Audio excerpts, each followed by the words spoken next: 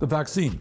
The United States government worked with the private sector to develop a vaccine with the company Moderna.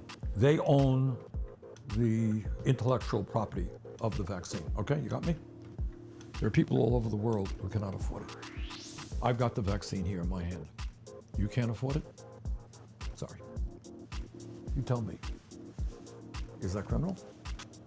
Is that any different than if you were walking by a swimming pool and you saw a kid drowning and you said, well, I don't want to get my bathing suit wet, right? What is that?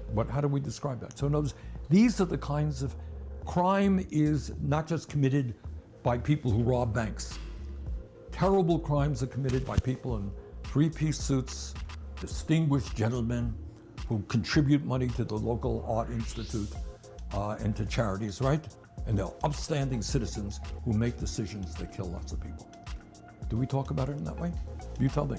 Now, when you get sick, you go to the doctor, right? How much does it cost you to go in? Nothing. Nothing? Oh my God. All right. How many people do you know who have gone bankrupt in the UK because of medical bills? No one. No one? Oh my God. All right, UK, listen up. Here's the new phenomenon for you. You now have the opportunity, if you move to the private system, to go bankrupt because of medically related debt. N-O. No, no, no. That would be the dumbest thing you could possibly do. Go well, and cheers as well. All right. I got strong water here. All right. Cheers. One of the things that determines such a ridiculous quality about America is this privatization of the healthcare system. And Bernie Sanders pretty excellently lays out what it means to really be not just, to commit a crime, but what it means to be criminal. And acknowledging that companies can have this intellectual property chokehold over what is a life-saving, as vaccine, a life-saving substance, is indicative of far greater systemic, broader corruption and evil at play. He brings this great example of robbing banks, right, as one of the kind of token examples of the average civilian committing what we can probably all agree is a pretty substantial crime that a person shouldn't commit and should be penalized for, if that just simply because we use banking systems and as of right now, and those banking systems people put money to, and even though yes, of course, much of that money being taken is from the wealthy, and that's the only reason that they do have the police to crack down on these people taking those little bits and pieces of wealth from the super wealthy, but I digress. The whole point is that stealing from others is bad, right? But we don't apply that in the ways that are bigger scale, right? He gives this great kind of anecdote about these dudes who are distinguished gentlemen in three-piece, two-piece suits. I forget the phrase.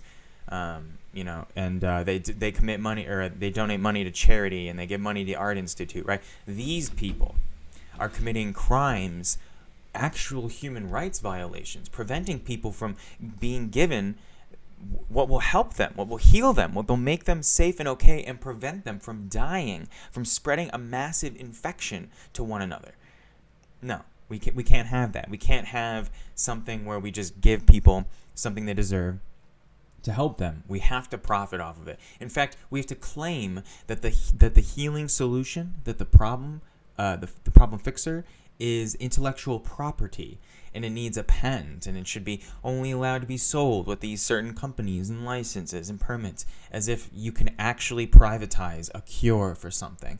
Imagine if the cure for cancer was stuck behind intellectual property. I mean, for Christ's sakes, we all, that could easily be the case.